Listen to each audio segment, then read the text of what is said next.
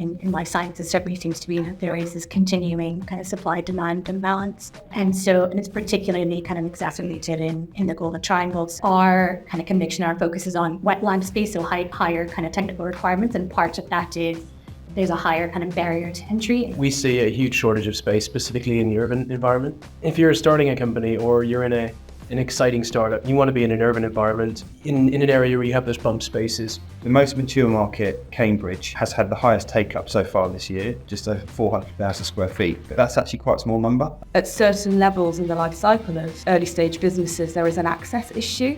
There is strong appetite. The UK is a fairly young market when it comes to life sciences. We have great innovation. We have incubators. What we don't have is ground space. The new build projects, they get stuck in planning. It discourages investment in many ways. Well, with all things in planning, it takes time. Noise coming from government is good. It's all positive. It's what everyone wants to hear. It's what investors want to hear. It's what the market wants to hear. Who is the occupier and actually what are their real needs? And it's been fascinating, that journey, listening to their real requirements. If you think about the fundamentals of what's driving the sector, we're like in a golden age of scientific discovery, aren't we? All these new technologies all coming together, AI speeding up drug discovery. That is what's behind all of this ultimately, and that train it's a juggernaut. It's never going to stop.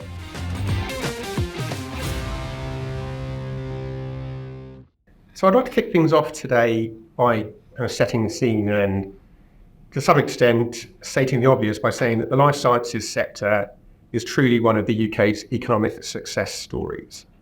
It employs over 280,000 people. It generates 94 billion for the UK economy annually. Earlier this year, the government announced a 650 million war chest to drive growth and innovation in the sector. And it was described by the Science and Technology Secretary, Chloe Smith, as an industry the rest of the world is rightly envious of.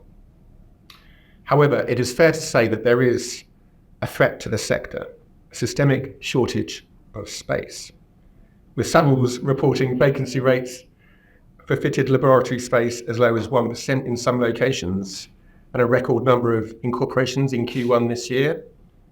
It's clear that for the sector to continue to thrive, more development is needed, not only in the Golden Triangle, but nationwide.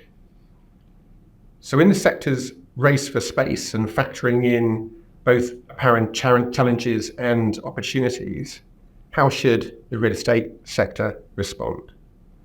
Before we get to that question, however, I'll just pass over to Luke at MSCI for a short presentation to provide some broader context on the market performance of the life sciences sector. Thank you. I'm actually going to pass over to Suraj. We are seeing a really exciting time for the life sciences sector. Obviously, there's been that massive growth since 2020, and I think there's a couple of people who've already mentioned it is really about the repurposing and refitting of those assets that we, from our valuation indexes, we're seeing typically sit currently in the office and industrial sector, right? So it's led by tenant demand, and it's becoming something that people are looking at the current spaces they have and saying, how can we meet this tenant demand? I think that's actually all I'll probably say on how to sleep. What we've sort of struggled with is that real estate in itself is quite, I normally say, set in its ways, but it sometimes gets set in its ways. And life science sort of straddles two sectors in the sense of the traditional office and traditional industrial sector because of the type of assets or types of use of those assets. So what we did was identify each of those, what we would classify as life science in the UK, and then look to their transaction volumes from 2012 through to 2023.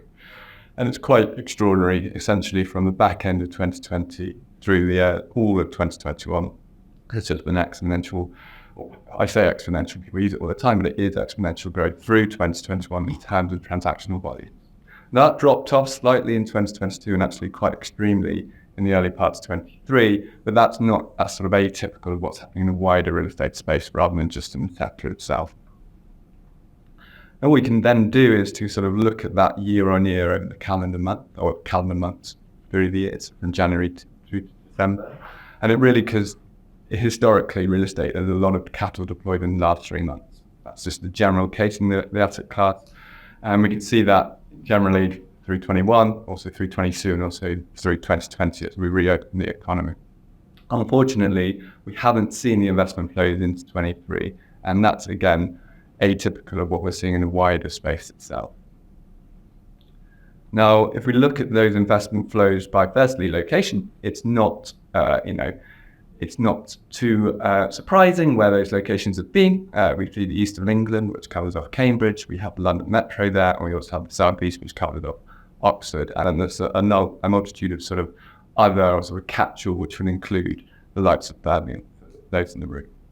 It felt like initially it was across the UK, but then it was very localised to the sort of Golden Triangle and it's fallen off since that point in time. Now the types of investors, and this is quite neatly ties in with the people in the room. Initially there was the investment from Canadian pension funds, and they're shown in blue there. And then that was followed by US money. And then interestingly, over the last year and a half, it's been Norwegian money or Norwegian pension funds which have moved into the sector. Although they are making up a large amount of not a lot of investment over the sort of last 12 months.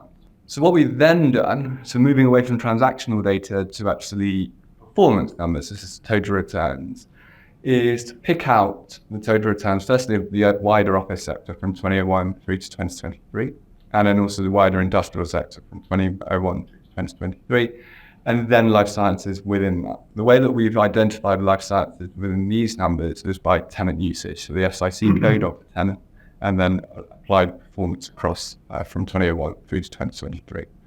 What's interesting from my perspective, or as a sort of look at performance, is that industrials have in general, this hopefully isn't information to people in the room, have done very well up to back end of 2022. Huge growth in the space, and that's not just industrial bias to life sciences, it's also large delivery. Life sciences themselves have actually operated similarly in terms of performance, and that's in the light dark blue there, to industrials, very dissimilar to offices. Offices have been a bit of a laggard, and you see the offices have tailed off in 2023, and life sciences have bounced back. So fundamentally, life sciences in terms of performance are operating very well, and in similar vein to the industrial sector. Now, looking at that on a more localized view, so from 2020 through to 2023, we see two things happening. Firstly, the end of the year last year, where we saw the inflation take off and interest rates jump up, and yields in all sectors moved up, and that's why performance dropped. And we see the performance drop in offices, industrial, and life sciences. But intriguingly for me is that firstly, life sciences bounced back like industrial sector did, and has retained its resilience. If you look over 1, 3, 5, and 10 years, has been a relatively resilient performer. Now, that's not to take aside from the fact that there has been a 15% reduction in total returns over the last year. And these numbers are up to June, by the way. We're due to publish the September numbers today. So unfortunately, we're just outskilled there. But it has meant that life science has been a better performer out of offices and industrial.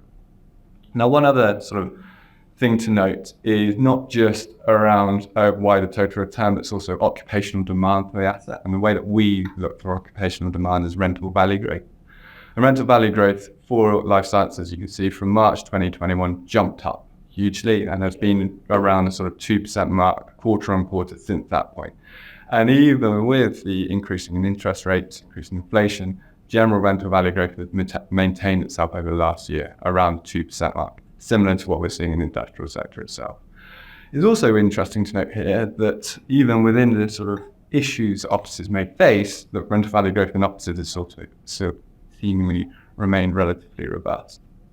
Now, my final slide to sort of set the scene is, and if you know MSCI's core indices, they are core indices, so looking at core investment markets.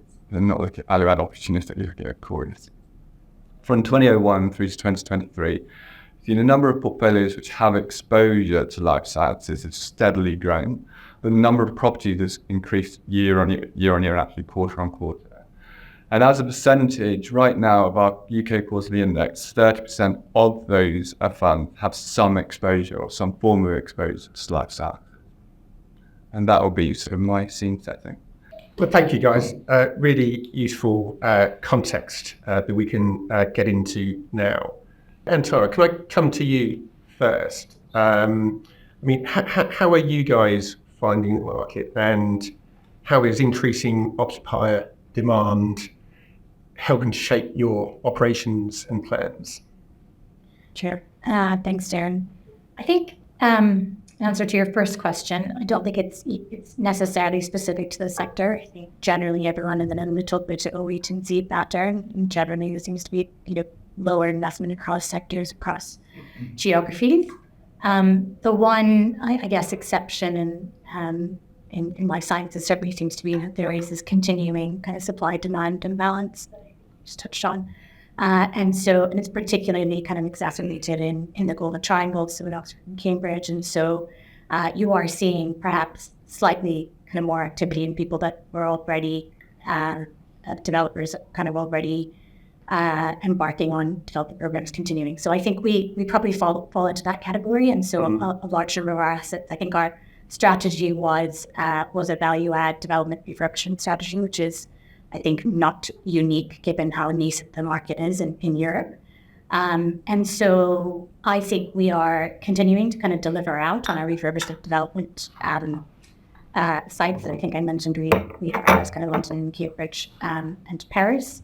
But we are, for the moment, not necessarily looking to kind of acquire unless, and again, I don't think this will be unique to us, unless there is an interesting kind of income-led play or distress in our markets of interest, which are effectively Golden Triangle, Paris, and Berlin and Munich. Yeah.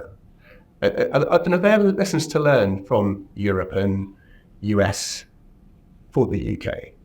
Yeah, so certainly the US, and we have the benefit of having built and operated life sciences real estate across the major US cities for a long time now. They are at the other end of the cycle, and they started out with the supply demand imbalance in the way that we did, have kind of gone to the other end of the cycle where people got very excited. A large number of players created a huge amount of space that then, when the market turned, had now kind of remained vacant with the kind of withdrawal of funding and the kind of headwinds there.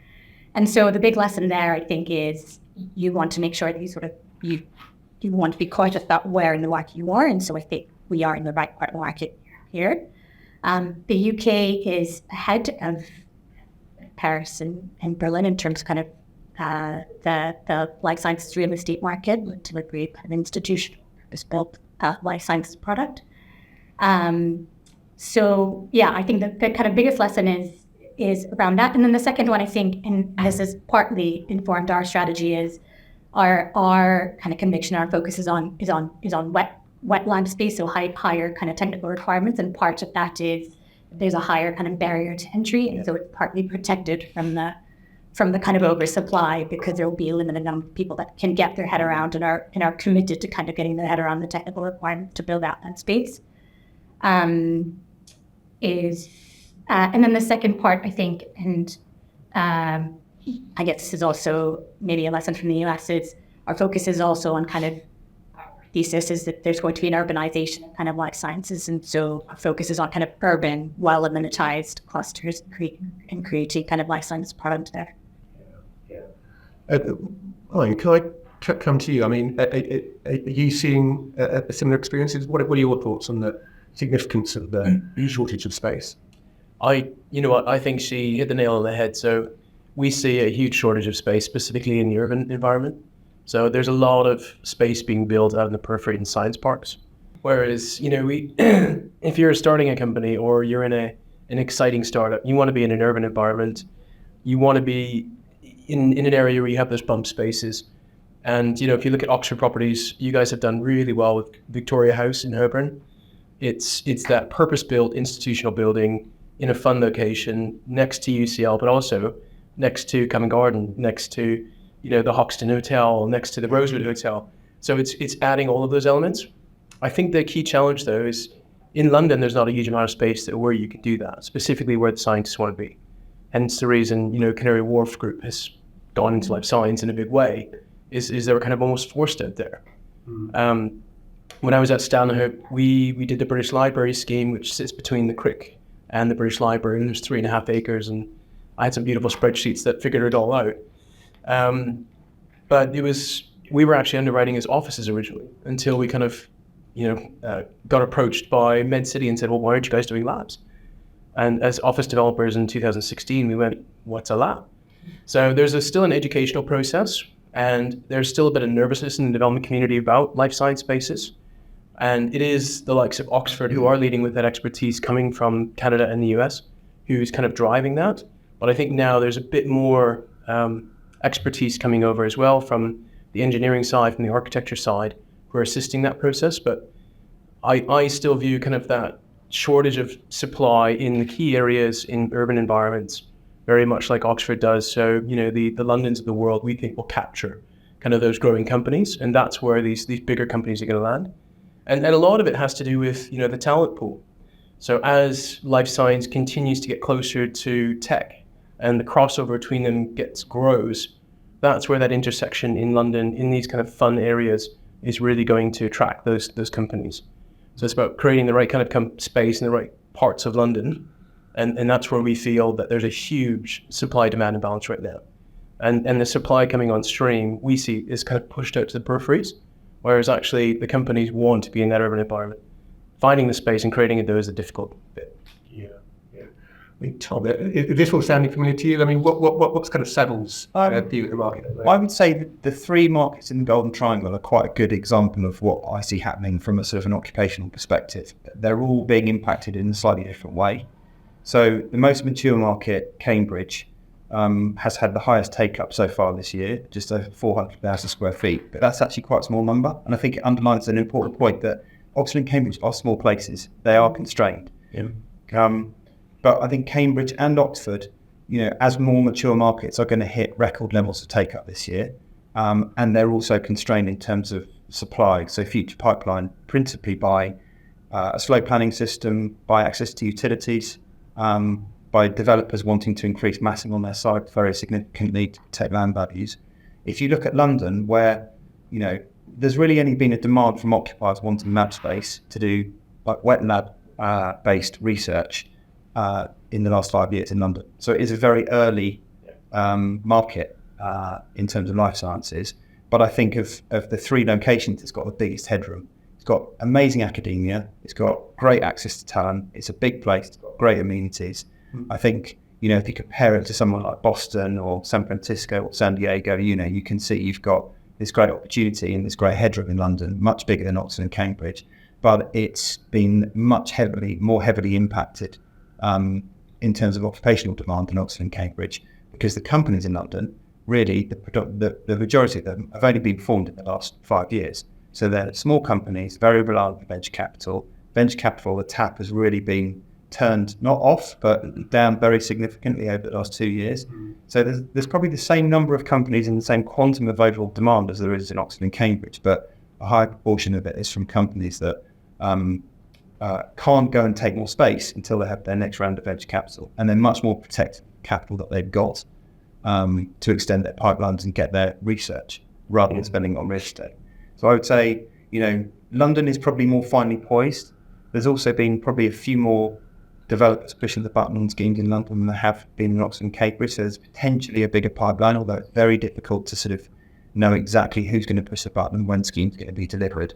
But I think the future for London overall, I don't want to sound negative, I think it's very, very positive. A lot of the projects we're dealing with and the occupiers that we're acting for want space in London. And to Ryan's point, they love that sort of urbanisation of labs. A modernised business park environment with great amenities, great transport links, diverse transport infrastructure is going to be very popular and successful, for the foreseeable future. But I think it's just a limited opportunity for urban labs. I think that is the sort of touch point at the moment, and occupiers that can get that are going to be keen on it.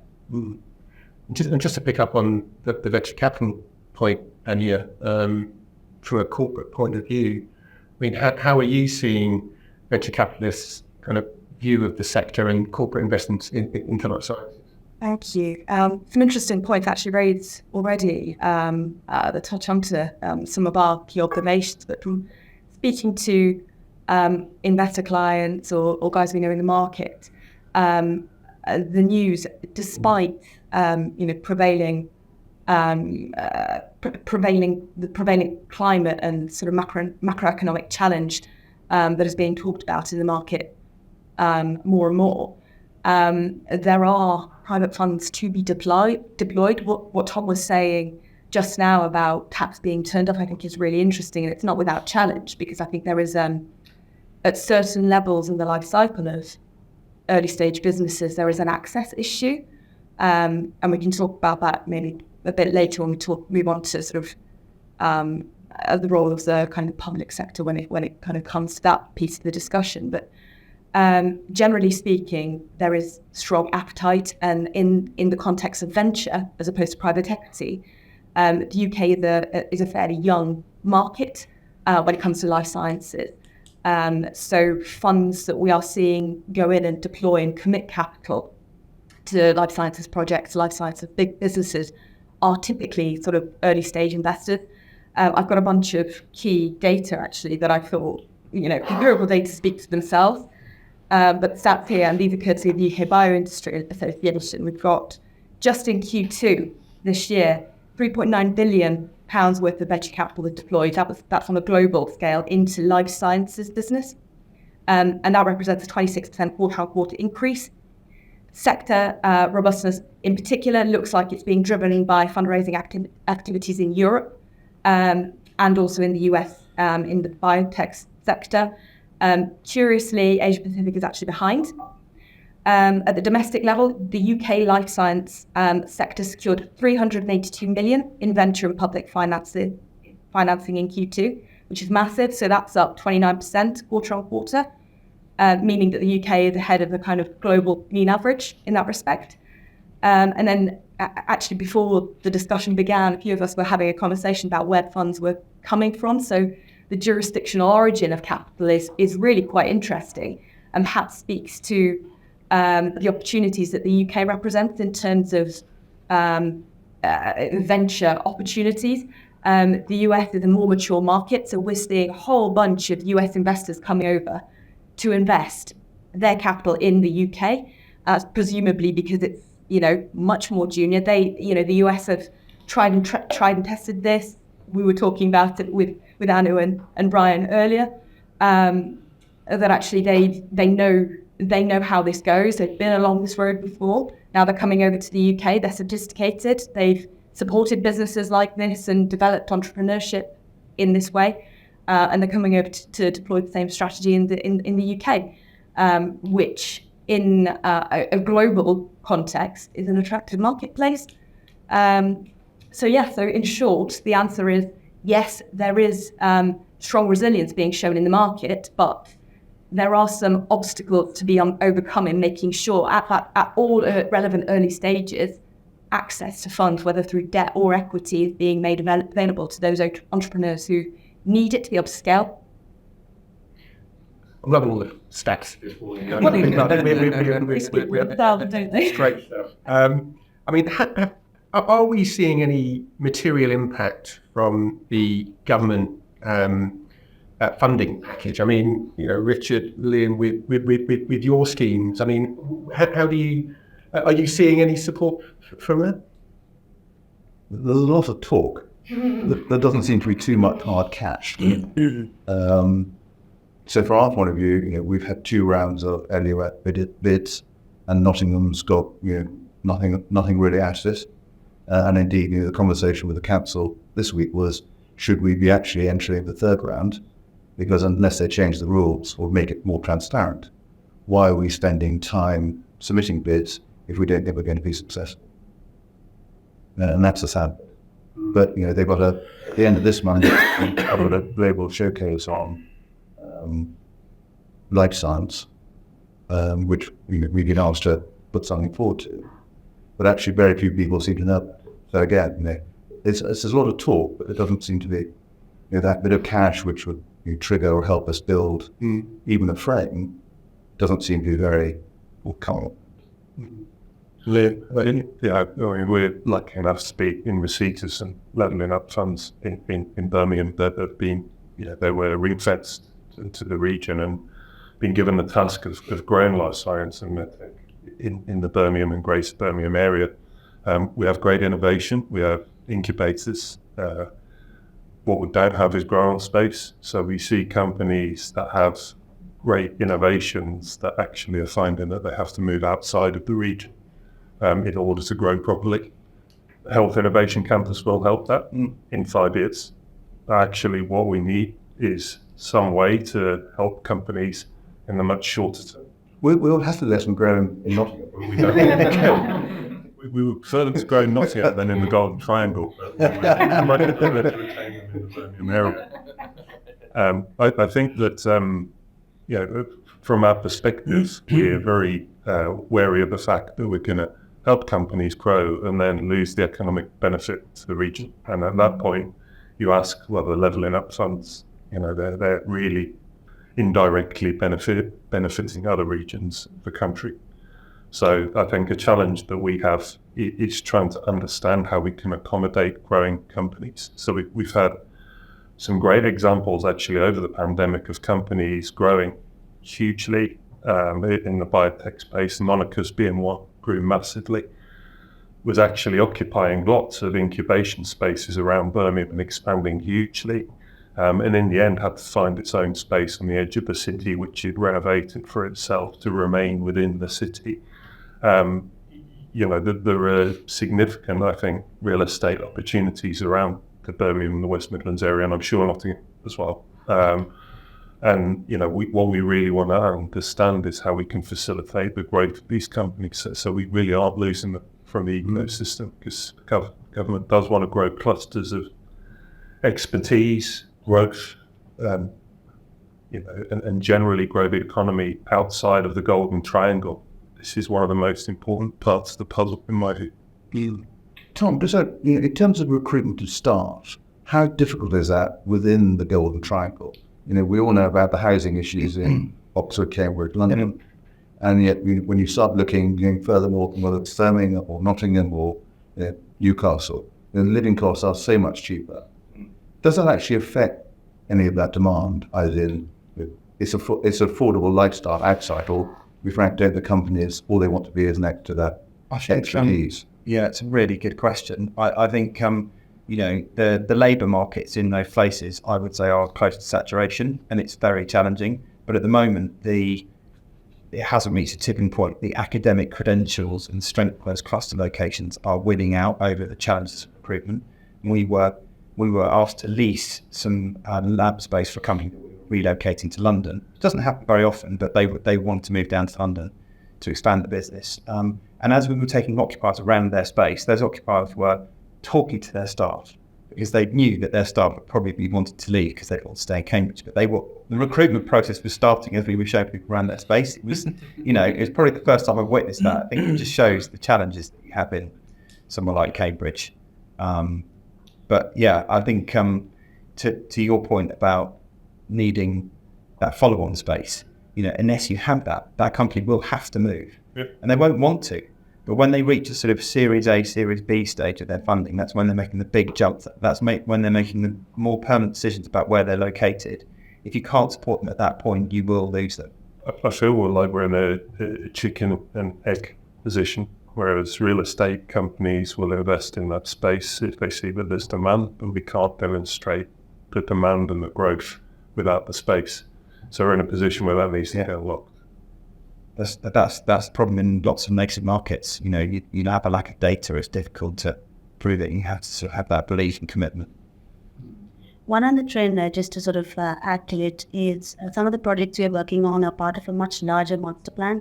So there are sometimes they are commercial sort of life sciences investor developers. Sometimes there is a collaboration between a private developer or other investor and university. We have a number of these combinations of projects, and sometimes there are sort of commercial development, both academic and commercial. For example, the Begbroke Science Park, we have 2 buildings there.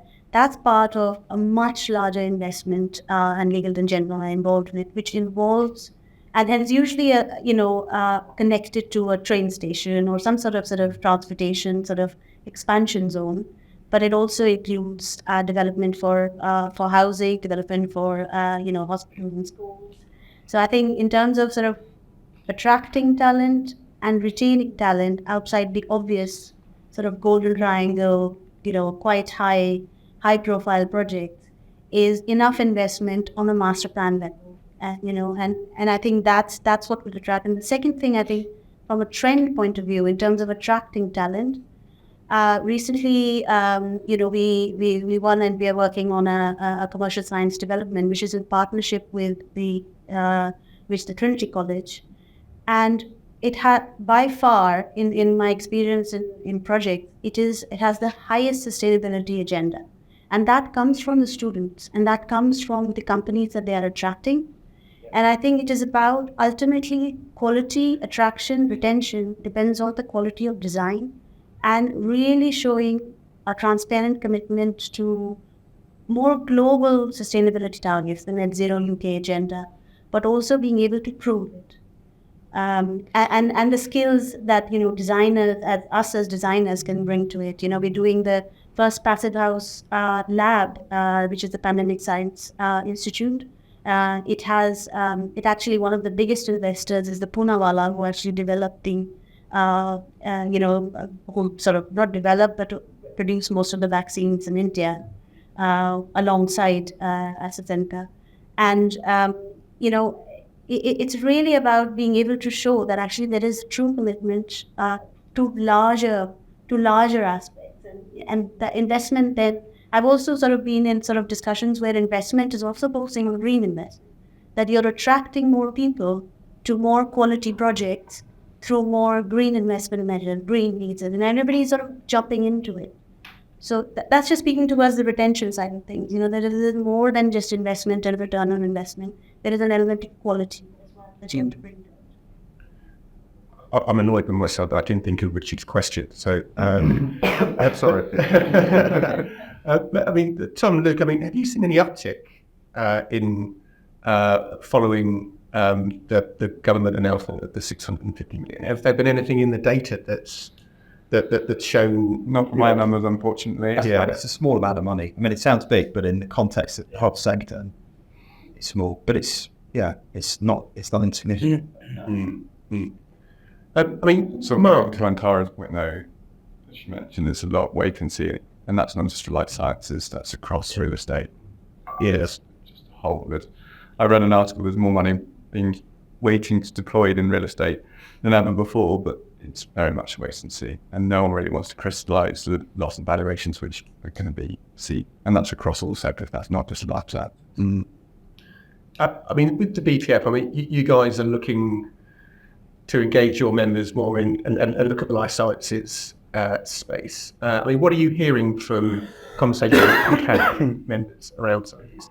Yeah, I think the general view is that there's a very strong early stage, and we've had challenges of moving then on to kind of trying to get VC funding, and there's just no space available at that stage. I'd be interested in what problems are. Is it simply that your chicken and egg, that there's no space existing, so you can't kind of then demonstrate that hundreds or thousands of companies want to use that space? What are the challenges for us? It's very much always about planning, but surely other policy issues that are affecting that.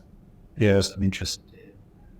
Yeah, to the group, I suppose. What are those kind of policy or legislative changes that the sector needs to see that would help to accelerate and enable further growth of the sector? I can jump in. So we did a trip in June to New York to go and meet the kind of life science community in New York, and also the developers, the universities, but also we got to meet with the New York Economic Development Council. And it was interesting to kind of see their experience, and they've been trying to make life science a big sector in the US, especially in New York, for some time. And the first thing they tried was they did a major tie-up with a venture capital fund.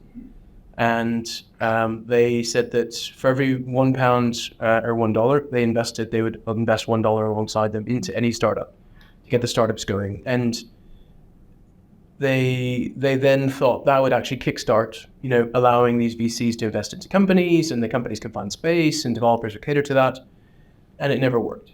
They said it was a 3-year trial, and it was an absolute disaster, because they realized the venture capital firm, even though the government was investing alongside them, would only invest in companies that had a very bright future, but then they couldn't find the space. So they changed their policy and started investing directly into incubators, and not giving them loans, but actually giving them grant funding. So they would take 40,000 feet and they would grant them $20 million. And these are incubators that were run by the universities and by different facility operators in the market. And then those operators, because of the grant, could give the space to small companies for very cheap rent. And effectively, that is what started the engine in New York. So they started doing these incubator investments into different developments. I think they had 7 or 8 done, but now they've got 19 fully functioning incubators in New York. And they started with 100 life science companies. They now have over 1,200 life science companies over 10 years. They've invested $500 million, and each of these life science companies in New York has between 25 and 250 employees. So they said the economic value that they got by just doing the incubators, that was it. Just doing the incubators created the whole community. Because they said for developers, as Oxford Properties will know and Tom will know, it's easy for the development community to cater for larger companies because we get long-term leases, we can lock down value. But actually, the early stage companies is the most difficult because you need to supply all the equipment for these people. It's an institutional quality build, which is very expensive. And they come in with a 3-month requirement and a 6-month break notice. So you don't have, as a real estate investor, you don't have any term certainty with these types of tenants. But in terms of what it does for the community, it really drove the community in New York. And where's that geographically? If you were to give it a like, it would specifically kind of mirror London, but it's a lot of it is actually in the periphery. So they've done one in Brooklyn. They've done an incubator right in the heart, kind of in Midtown. They've done one in Kips Bay, which is kind of again close to the university. So they've put them next to the university, so it supports the universities, and a lot of the universities are actually running the incubators. But they're pepper potted all over. But they've tried to also put them closer to cheaper accommodation, because in New York the biggest challenge they have there is cost of living for scientists who don't make very much. But they make more than they make in the UK. Anything to add from your accelerator experiences on that? In terms of the incubation, I mean, I think incubation space is a great way to kickstart things. And we've got so much interest in the accelerator that's being built in Birmingham at the moment. I think my fear, not over the 5-year window, but over the 10-year window, is that we're going to be incubating lots of companies that don't have a place to go. I think it's great initiating that early stage stuff. That's what we do well as universities, I think. Yeah. We can get things out. But actually having plans for the next stage is critical, because otherwise you're going to have a lot.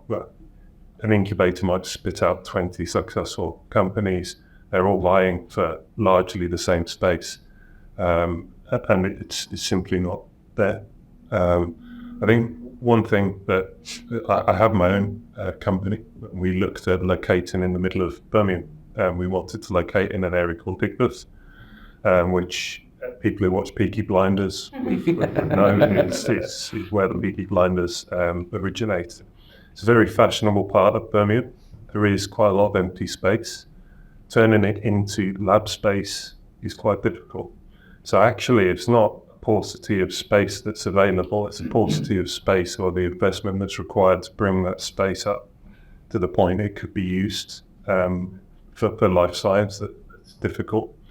So I think my reflection is that, my view as somebody who's very invested into the Birmingham and Greater Birmingham ecosystem is that we really need to be planning on 5 and 10 years to make sure that the companies that we are incubating that are coming out of the universities have a future, because otherwise, I just can't see how they're going to grow, or we're just going to incubate things that move to parts of the country or even different countries that are able to accommodate them in terms of their growth requirements.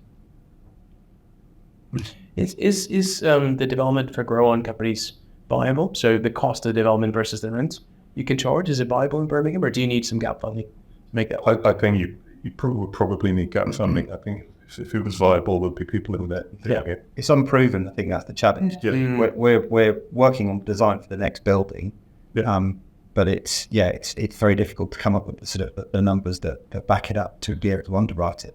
Well, we have on the edge of Birmingham, there's a innovation or science park on the old Rover site, and it's just been earmarked for development, but the developers are waiting for the demand companies build the units, but then the company need the units. But also the other issue is we can build the shell, but the fit out is arbitrarily expensive.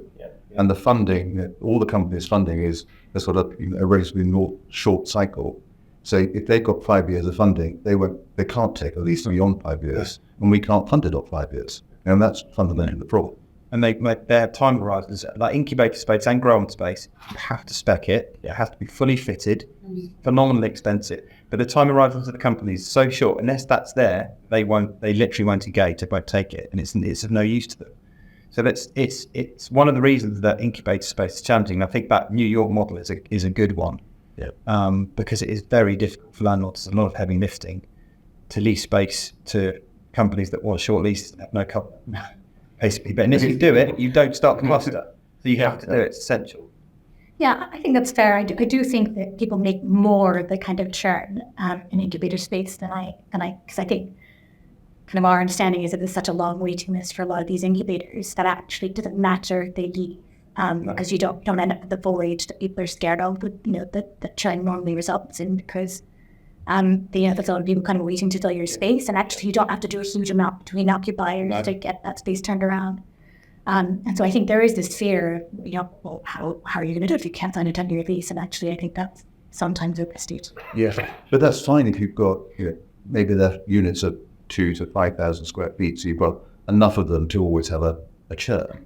But when you suddenly want to create 20,000 square feet and it's only got a 5-year lease, that's impossible to solve. We work on it. Yeah, but we see within the Birmingham ecosystem companies that are growing, blocking the incubators. Yeah, absolutely. So then, same thing in London. Yeah. So that is what stops the churn. Yeah, they haven't got anywhere to go. And there's the academia that run them don't want to throw them out because they're nice people and they want to help those companies. But yeah, I mean, in London, it's only relatively recently that commercial landlords have started to provide this incubator space. Prior to that, there were 3 academic incubators, and most incubators are run by academia for the challenges in terms of funding. But it's good that commercial landlords are starting to do it. Most of them are doing it to sort of seed the bigger development opportunity in the growing space, a bit like your scheme of Victoria House and Tara. You're going to have some incubator space, and the advantage of that is then those companies will be able to grow, and you'll have the different options and the sort of scale up space for them in the building. That's the model that you want to hit, but you have to do the heavy lifting at the beginning. Lots of developers say to us, well, can't we just do pre-let to the big farm first, and then we'll do that? And it just doesn't, it doesn't work that way in a new cluster. You have to have the small companies first, and that attracts the bigger companies. I think there's an element of scale as well. I think only certain scale of projects can actually provide a flexibility, that you can have a smaller incubator startup, which then grows on the same campus, goes to, either it's occupying, let's say, a quarter of the floor plate, and then it's big enough, then it can then occupy, the next. So some of the designs we've done, particularly on the project in Cambridge Science Park, actually we are having these sort of debates with the client to say, what is the mix do you need? So, they are very sure that some of the buildings has to, they're very keen to sort of lease it out to a headquarter type of, like a lead life sciences group. But then there are a couple of other buildings where the design, it's almost like 100% lab enabled, because that's the other thing. It's like for you to have the flexibility for a small business to grow in the same campus is how you design the buildings as well, to actually absorb them. Because in the beginning, they may not need a lot of sort of high technology, vibration sensitive design. But as they grow, they might. But that becomes a more expensive lab. So it is also to sort of, for the clients to sort of think that maybe the solution really is that the incubator grows in the same space. As it grows, it has the ability to have that. That's the ideal. But in reality, it could be that, maybe the investment of a bigger firm is more lucrative. But the investment, to be able to have that flexibility, you have to 100% enable it. And Tara, can I just kind of pick up on your site in Bloomsbury, central London's largest office to life sciences conversion project? What kind of lessons have you learned in that conversion from office into life sciences that you can share? Yeah, so I think a lot of the kind of lessons when in our education kind of upfront, when you're trying to work out how the fundamentals that need to exist in real estate in order to be able to convert. So I think there was maybe a wave when life sciences started to get kind of sexy and cool a few years ago, and people thought, well, we'll just call it a lab and it's effectively just up to be market it as lab. Pay us more for it. And I think one of the things for kind of truly the wet lab space, there are certain technical specifications, for an above office, fundamental ones where you need a greater slab height, more ventilation, you need the ability to provide those technical specifications. So the bones of the building, you need, the ability to have a base loading bay, you need space in your terrace to provide, on your roof to provide that, that kind of thing. And so there are some fundamentals, and I think that building had the benefit of a lot of that, and the added benefit is it is beautiful. It isn't biased, but it is objectively beautiful building. And I think one of the lessons, again, as we've been kind of showing people around, is like completely validated that people were like, well, scientists like basements. I think I went to a talk where they said, they asked someone kind of working in the science field, what do scientists like? And she said, oh yeah, I think they like pubs, and people were shocked. And so I think it's kind of validated, and I think, Brian mentioned it, effectively what you're doing is competing for talent with the Metas and the Googles of the world who are providing these great spaces and these, highly amenitized, and you're competing for talent with those people. And so I think it kind of validated a little bit of that thesis when people walk around and are, genuinely impressed by the same things that, office occupiers, for years that office occupiers are interested in for the same reason. What else would I say about it? Yeah, I think we've also been interesting to see, Brian sort of touched on this, that kind of the importance of micro-location, and I guess it's been kind of less important on Cambridge, but you start to think about it in London, you think, on the one hand, it is super well connected, and so actually it's super quick to get across to Canary Wharf, and so does a micro-location actually matter? And again, we're finding that, and again, this was our thesis, so it's helpful to have it kind of validated, but people are specific, and Tom can kind of attest to this, almost to the specific walking distance to the minute from a certain place. We would like it to be 15 minutes and no more from King's Cross, from the platform to that kind of level of specificity. And so that's been interesting to note. I think I'll pause there. Yeah, and Anu, from an architectural design perspective, and the need to preserve sustainability in these sites. What do you see as the challenges of repurposing existing buildings for lab space? Yeah, it's a very good question, because we are also grappling with, we have new build projects, and then we also have a retrofit projects, and one of the projects we have is in King's Cross, about 22,000 square meters of like a patchwork of old buildings. Although the advantage is that, the new build projects, they get stuck in planning. That's one of the, it discourages investment in many ways, because it just takes so long to, particularly in Oxford and Cambridge, a couple of our projects are still stuck in planning. But for repurposing, it's much more fast-paced, much more, speed to market kind of thing. But it has a huge amount of challenges. First, most of all is actually repurposing the building, the very old building. Thermally upgrade that is a challenge in itself. Let's say you're able to do this. Floor-to-floor heights, let's say you are lucky enough that it has enough floor-to-floor height for a lab. But it's simple things like, reconciling sort of floor levels. How do you provide for an office? Normally, if you did a new build, you would probably have a raised access floor for the offices, and then for labs, you'll have a different kind of thing. You can't do that. You'll have to have a level where you sort of get into sort of ramps and things. Then there's another project, Institute of Digital Health in Oxford. We are repurposing two buildings and sort of stitching them together into one big sort of more sort of cohesive whole. And there are problems with asbestos. These are old buildings. And so you kind of think that it was cheaper to refurbish them. Surprisingly, even the planners want to demolish it, and this is the irony of it all. But you think you're saving in body carbon, and all of this. It's a passive house project as well. All good things about it, but the planners would rather you demolish it and start all over again.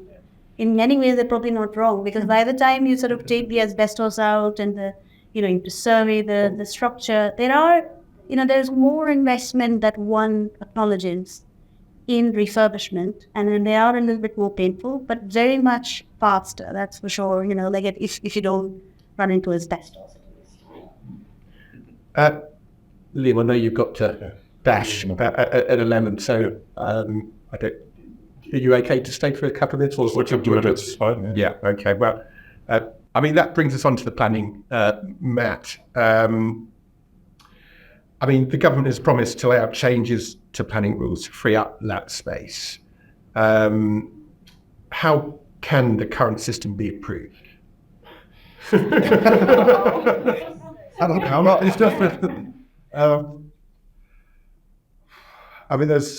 I think all the noise coming from government is good.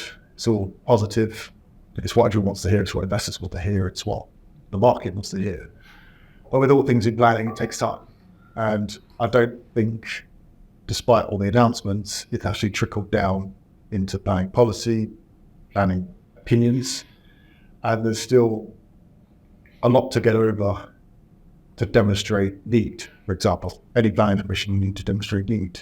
If you've not got the space to show that there's lots of people wanting that space, then how do you show to a planning officer, we need to build this huge building because it's the build it and they will come approach, which planners don't typically like, but they can do it if you encourage them. We've got enough case studies showing how many businesses you've lost to other cities, and then that starts to play a part. But I think the industry would welcome some tweaks of the MPPF. The problem is that's part of a raft of other tweaks that are promised to the MPPF. Government change next year likely. Who knows what's going to happen. Positive position here, it seems to be a cross-party support for the industry sector, so hopefully not too much is going to change. But there's a lot to be done. The changes to Class E beneficial. That allows that sort of repurposing to happen more quickly. But that, as you say, brings in the problem of embodied carbon. Look at the M&S decision in London. That's going to court because of the approach being taken on embodied carbon. It doesn't make it simpler, and there's a lot of different approaches to embodied carbon. A lot of it not in policy yet. The GLA is more advanced than most local authorities in the country, so they have sort of a pretty robust position on it. But elsewhere you don't. So it's blind leading the blind in some of the applications because no one knows how to deal with it. And then it's the extreme of the new Silicon Valley, 250,000 homes in the Oxford Camargue. It's sort of a deja vu. We've heard that sort of comment before about the Oxford Camargue. There was mass strategic planning focus.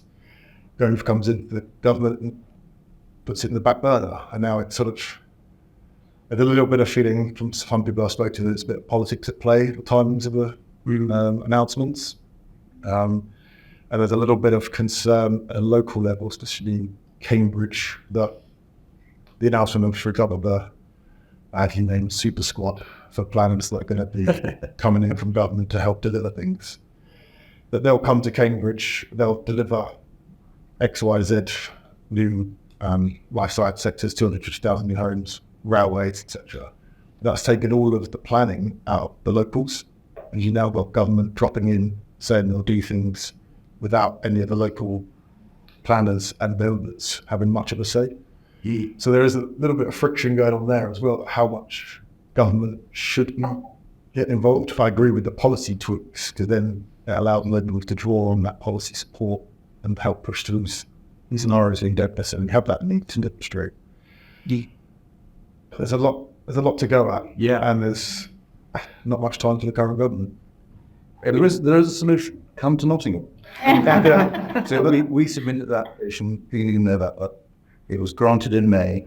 I'm going to pull application, full detail application, and was granted mid-May by delegated pass. Wow. Yeah, because there is also that's impressive. But issue with government's big agenda for social planning is leveled up. How does it feed it back into Oxford, Cambridge, helping the levelling up? Manchester's obviously a massive market for it. So there is that issue as well. If you're focusing again back south, you're cutting across the levelling up agenda.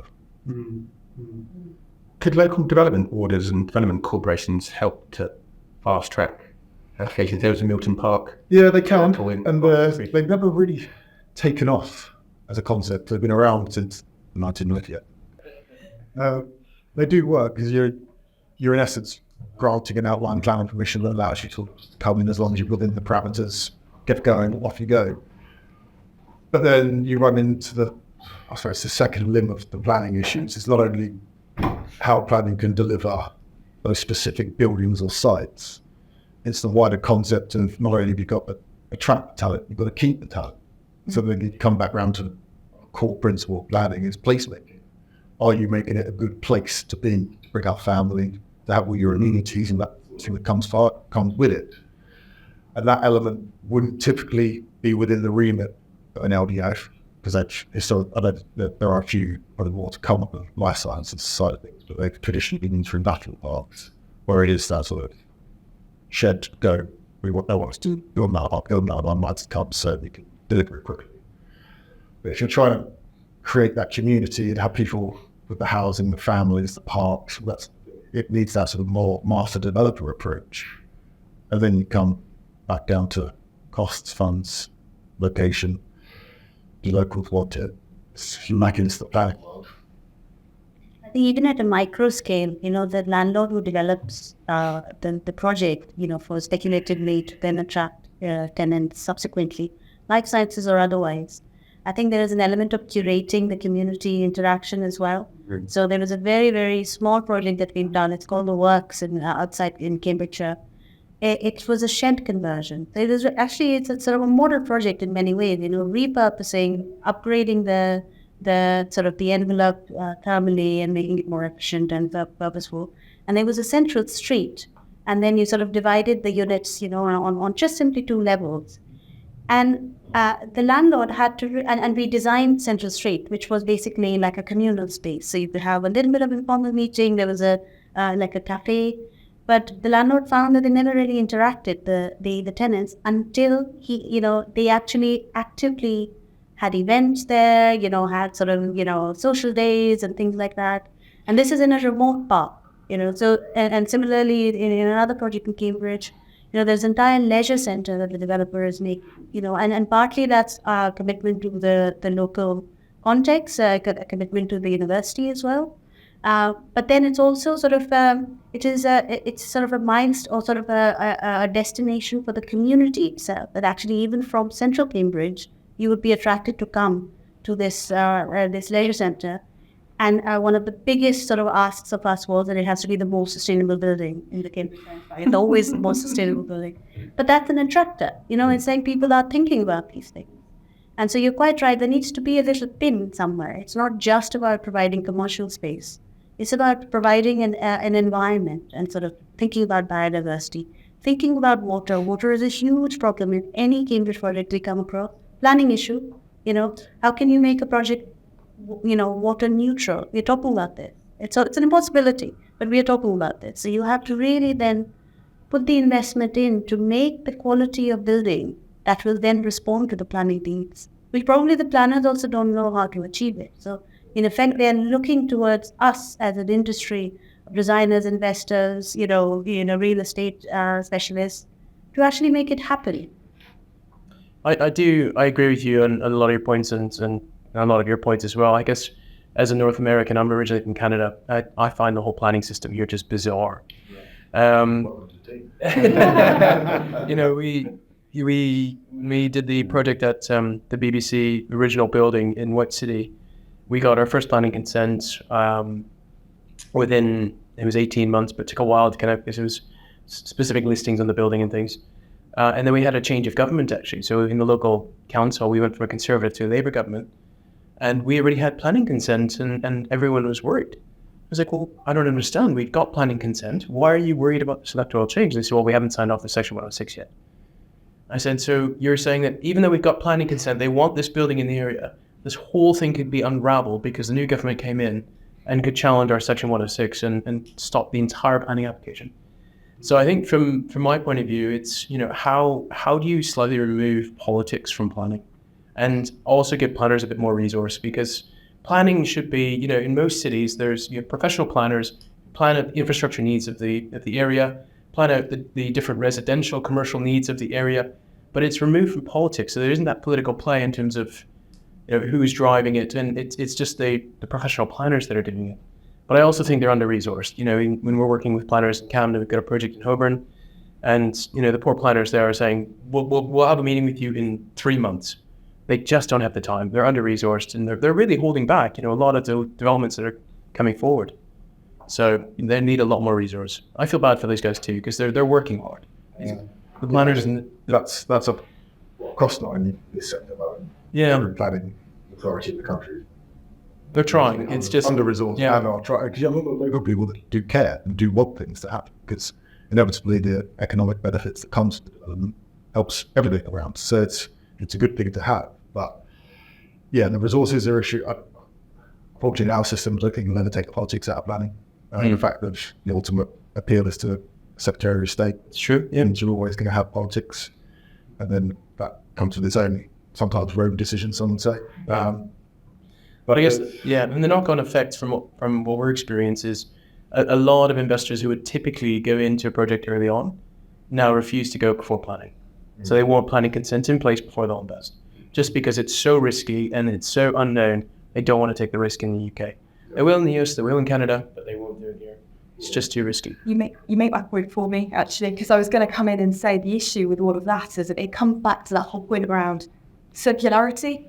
We've got this whole vicious kind of circle / chicken and egg situation where people can't get funding, or they haven't got the space, and they haven't got the developable space, etc. And which one comes first? This whole piece around planning, of course, feeds into the risk profile of a prospect, an investment prospect, and it's not going to be necessarily attractive to the more mature investor, as in private equity, for example, because the certainty just isn't there, so they don't know that they're going to get that ROI. Venture capitalists may be more attracted to that because of the potential wins to be made if it all comes off, but you're then tapping into a much more limited market. So there is no sort of perfect solution at the moment in that regard. I need a planning would get us going. Andy, just on that, you talk about, we talked on the need to attract talent and funding for all stages of life sciences organisations. What role does corporate investment play in the growth of life sciences, and how can private sector funding play a part in that? So it's an interesting one. There have, again, at political level, been a lot of noise. We've all sort of talked about it already, about widening participation in venture capital and deploying investment into the life sciences sector, etc., and enabling that somehow to,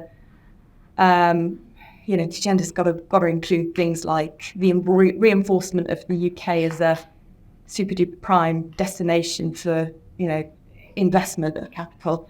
And then secondly, what's attracted, of course, is, generating return both to the economy and for savers. So there are those points. But at the moment, based on the existing regime, I think private capital is really the key to unlocking things.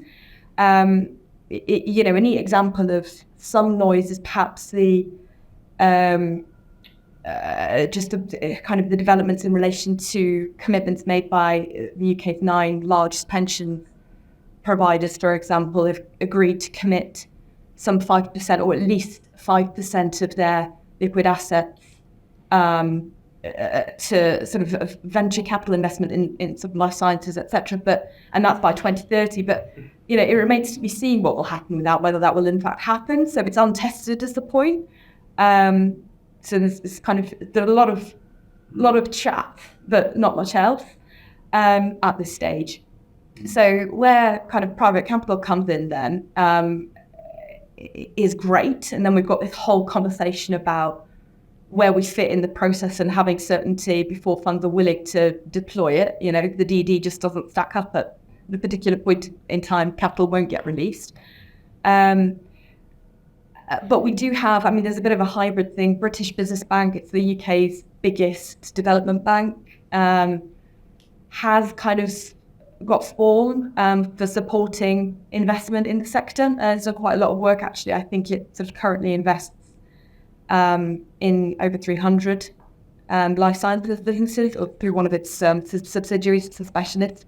And it's got over £1 billion worth of capital invested already in the sector.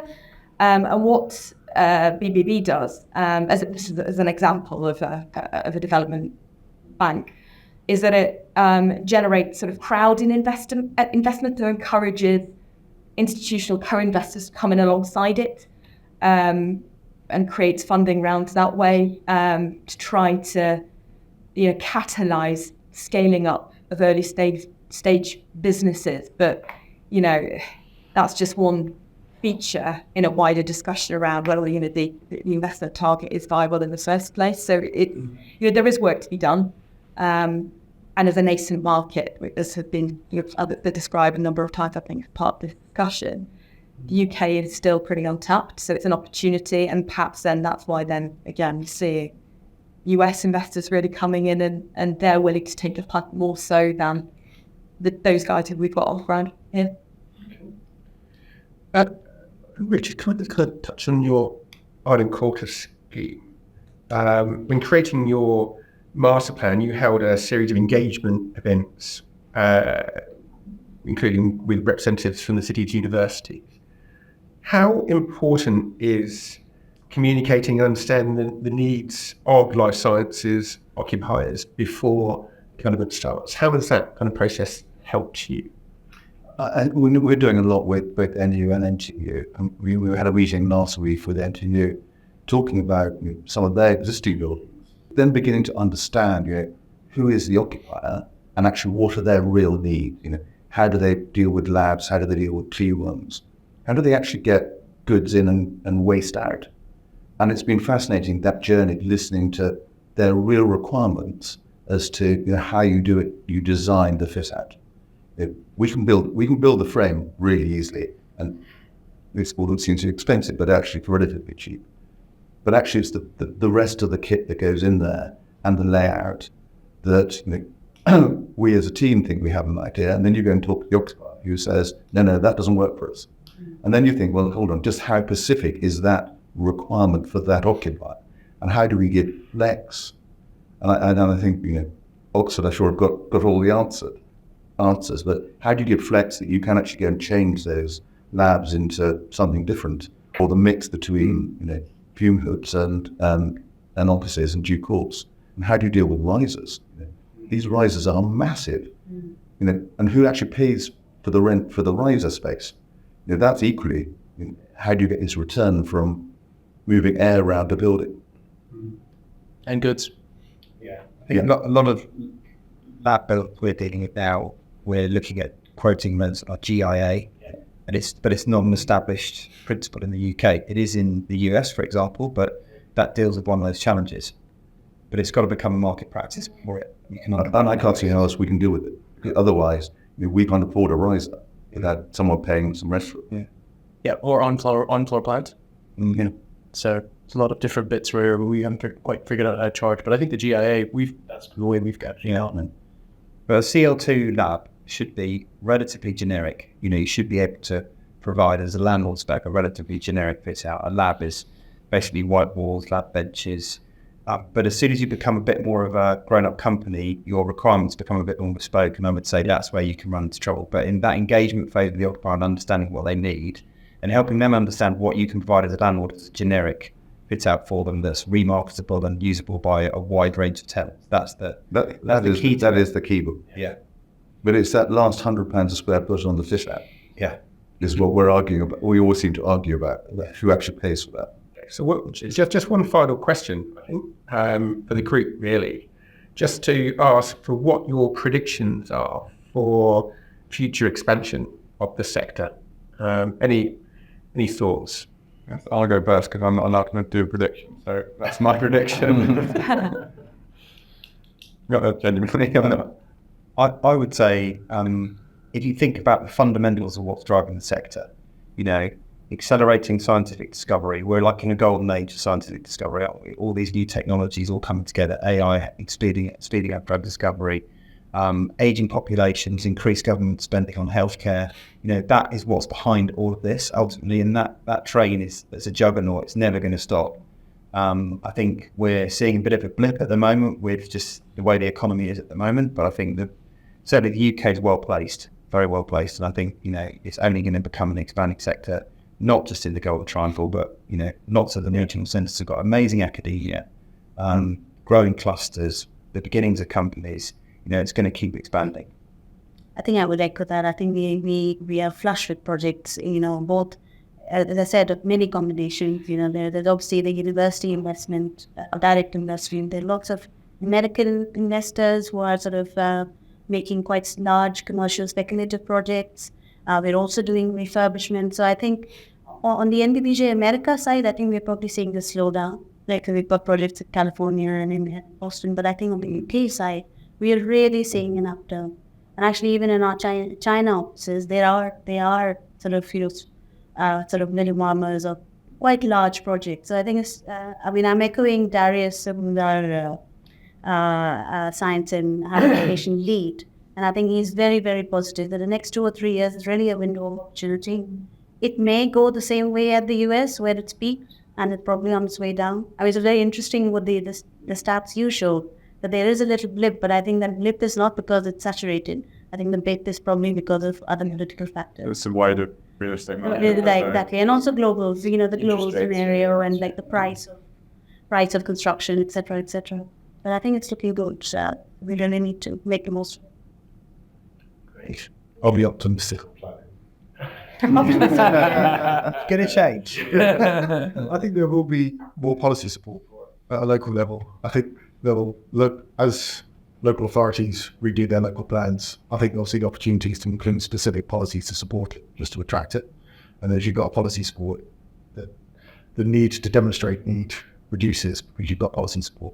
So I think some local authorities will see the opportunities to attract business, industry. So hopefully, problem is it will take a couple of years at least to challenge the system, but I'm optimistic. Well, I would like to finish on an optimistic note. So I think that's it for today, but thank you all for joining us. Really interesting chat. Thank you.